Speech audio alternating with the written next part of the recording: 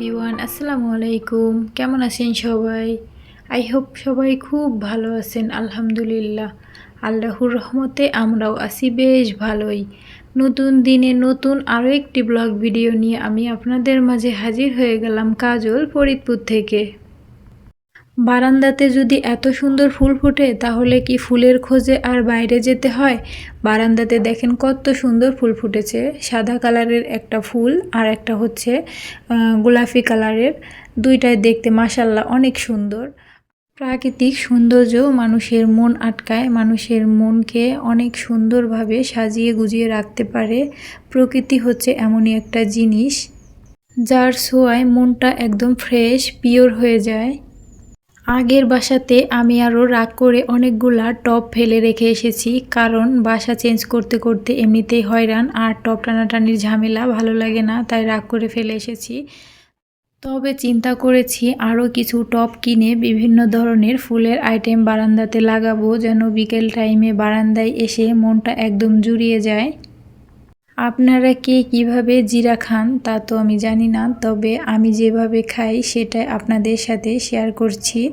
আমি রোদে দেওয়ার ঝামেলাটা করি না একদমই, যেহেতু আমরা বাসা বাড়িতে থাকি, রোদ সব সময় হাতের নাগালে পাওয়া যায় না, তাই আমি চুলার উপরে এমনি জিরা একটু ভেজে নিয়ে তারপর একটা কৌটায় রেখে দেই, ওটা মচমচায় থেকে যায়। আর রান্নার সময় একটু করে বেটে নিই, তাহলে কিন্তু ফ্লেভারটা তরকারিতে অনেক সুন্দর আসে। এভাবে আমি খাই। আপনাদের কাছে আর মনের দুঃখের কথা কি বলবো বলেন ভাই। দেখেন, তেজপাতা আনতে বলেছি, নিয়ে এসেছে মনে হচ্ছে মেহগনি গাছের শুকনো পাতা, আর হচ্ছে দেখেন একটা তেজপাতাও ভালো না। আপনার ভাইয়াকে দিয়ে যে বাজারটাই করাবো না কেন, সে গোলমাল উল্টাপাল্টা তো করবেই। আসলে পুরুষ মানুষ মনে হয় এরকমটাই বাজার করে। এর থেকে আমি বেছে বেছে কিছু তেজপাতা রাখছি, আর বেশিরভাগই ফেলে দিতে হচ্ছে। তবুও এখন এনে ফেলেছে, কিছু করার নেই।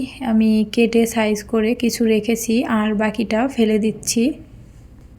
আর ভিডিওর এই পর্যায়ে এসে আপনাদের সাথে কিছু কথা শেয়ার করছি। সংসারে যেহেতু আমরা 4 জন মানুষ, 2 জন তো ছোট, আর আমরা খাওয়ার মতো 2 জন মানুষ বড়। তারপরেও দেখেন সংসারে কত টাকা লেগে যায়। আসলে জিনিসপত্রের এখন 2025 সালে এসে যে পরিমাণ দাম, এরপর বাচ্চাদের পড়ালেখা, বাচ্চাদের প্রাইভেট খরচ, এরপর বাসা ভাড়া।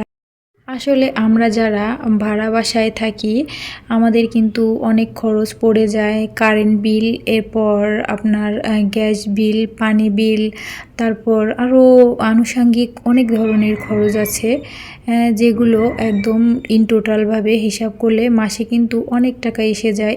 প্রতি মাসেই চেষ্টা করি কম করে খরচ করার জন্য, তবুও যেটা লাগবে এটা তো আর কম করে খরচ করা যাবে না, তাই যেটা লাগবে সেটা তো লাগবেই।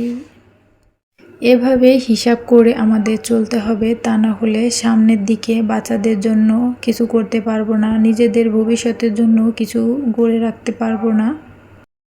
আপনাদের সাথে কথা বলতে বলতে এই ফাঁকে কিন্তু আমি অনেক কাজই করে ফেলছি। দেখেন আমার রান্নাটা শুরু করে দিয়েছি, আর আজ কিন্তু রান্না করছি মুরগির মাংস, সোনালী মুরগি, যেগুলো এখন বাজারে সচরাচর পাওয়া যায়। দেশি মুরগিটা ওইভাবে পাওয়াও যায় না, তবে যেভাবে রান্না করি না কেন দেশি মুরগির মতো কিন্তু কোনোভাবেই টেস্ট হবে না। দেশি সব কিছুর স্বাদই কিন্তু অন্যরকম, তবুও আমরা দেশের বাড়িতে কেন থাকতে চাই না বলেন তো? সবাই কেন শহরে ছুটতে ছুটতে চলে আসি? আসলে বাচ্চা কাচ্চা মানুষ করতে হলে আমাদের শহরের দিকে চলে আসতে হয়, তাছাড়া গ্রামে ওই রকম স্কুল কলেজ, তারপর আপনার হচ্ছে পরিবেশ পাওয়া যায় না, এজন্য শহরেই চলে আসতে হয়। আর ভিডিওর এই পর্যায়ে এসে আপনাদের কাছে যদি ভিডিওটা একটুও ভালো লেগে থাকে, ছোট্ট করে একটা লাইক দিয়ে চ্যানেলটি সাবস্ক্রাইব করে আমার পাশেই থাকবেন। আর যদি ভিডিওটা ফেসবুক পেজ থেকে দেখেন তাহলে পেজটি ফলো দিয়ে রাখবেন। দুনিয়াটা আসলে এত সহজ না। আশেপাশের মানুষ বা পরিবারের মানুষ খালি চোখে যেটা দেখে সেটা কিন্তু সবসময়ই সত্যি না। তবুও মানুষ মুখের কথা বিশ্বাস করে না, ভাবে যেন আমরা মিথ্যা বলছি। যাই হোক, আল্লাহু এদেরকে হেদায়েত দান করুক। আপনাদের ভাইয়ার কথা আর কি বলবো বলেন। দেখেন পেঁপে নিয়ে আসছে, সে কিন্তু অনেক দাম দিয়ে সব সময় জিনিস কেনার চেষ্টা করে, তবে মানুষ তাকে ঠকিয়ে দেয়।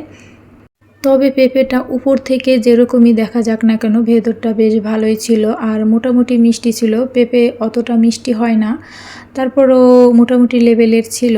আর ভিডিওটা এই পর্যন্তই, দেখা হবে পরের ভিডিওতে। আল্লাহ হাফেজ, আসসালামু আলাইকুম।